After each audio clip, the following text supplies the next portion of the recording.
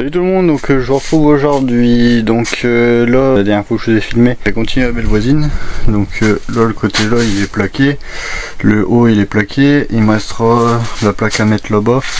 Sauf que pour mettre celle là-bas, il faut que je mette celle ici pour pouvoir faire comme ici, mettre le poteau pour dire que je fasse ma coupe là, parce qu'après en gros je fais comme dans la salle de bain, là j'avance de 30 à niveau, puis après je fais un biais comme ça, et de cette là-bas pour voir où ça tombe, il faut que je mette le poteau ici puis là-bas. Donc il faudra que je mette d'abord la plaque là. Je vais pas faire ça aujourd'hui parce que en gros bah là c'est isolé, là il me reste la membrane à mettre là un peu au niveau du bois, et après mettre celle là-bas en bas, mais je vais pas faire ça non plus aujourd'hui. Aujourd'hui ce que je vais faire, c'est que je vais mettre le dernier bout ici là, et comme ça bah, je vais lainer le plafond. En même temps il va falloir que je débranche aussi des câbles ici, que pour les passer autrement normalement, surtout celui-là parce que je le passerai pas comme ça. Les autres ils vont passer derrière la membrane, donc eux ils sont bien passés. Donc j'en aurai un déconnecté et deux. J'aurai celui là-bas aussi à déconnecter, celui qui monte là. Donc là bah, je vais voir déjà pour mettre la laine. Il va falloir que je mette aussi de la 60 entre chevrons, donc la bande là je peux la mettre. Celle-ci bah, je vais mettre juste un bout en haut. Et tant pis, bah, je ferai un raccord parce que je pense que le Velux il va taper à peu près là. Et il va dépasser là, il va taper à peu près là. Donc les trois bandes du milieu, je vais mettre juste un bout en haut. Et celle-ci aussi à mettre. Et après bah, je mets celle-ci. Comme ça après je pourrais lainer tout mon plafond ici. Et là pareil, il faudra que j'en remette encore un bout de membrane pour bien la fixer compte, pour pouvoir redescendre après sur le plafond.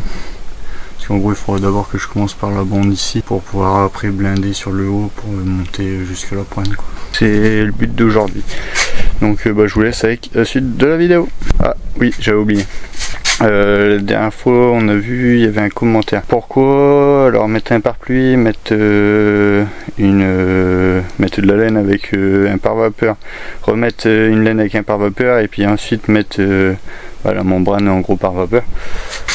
Donc alors déjà le pare-pluie, le pare-pluie c'est conçu, enfin pour moi, après voilà, je suis pas un expert là-dedans, mais pour moi le pare-pluie c'est plus pour protéger en cas de fuite, je pense, au niveau toiture, parce que c'est étanche, enfin je pense. Après cette laine là c'est pas un pare-vapeur, c'est un papier on va dire de pose.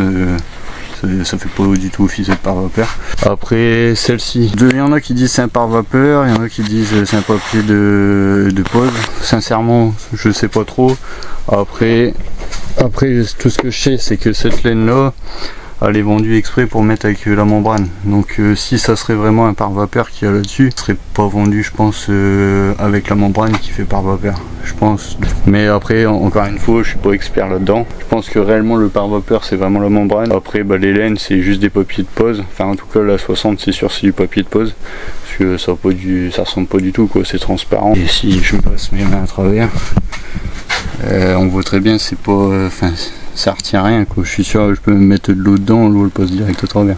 Donc voilà, après je sais pas s'il y en a qui savent réellement, s'ils peuvent éclairer un peu le truc. Après sinon j'espère que j'aurai aidé un peu ceux qui voulaient savoir. Je vous laisse avec la vidéo.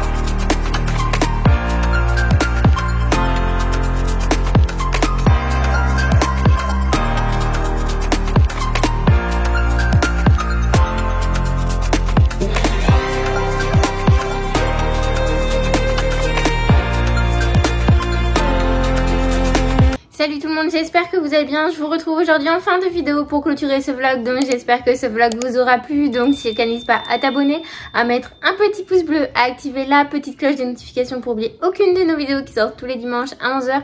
Et n'hésite pas non plus à nous suivre sur Insta, je vous le mets juste ici. Et nous vous à bientôt dans une prochaine vidéo. Bye.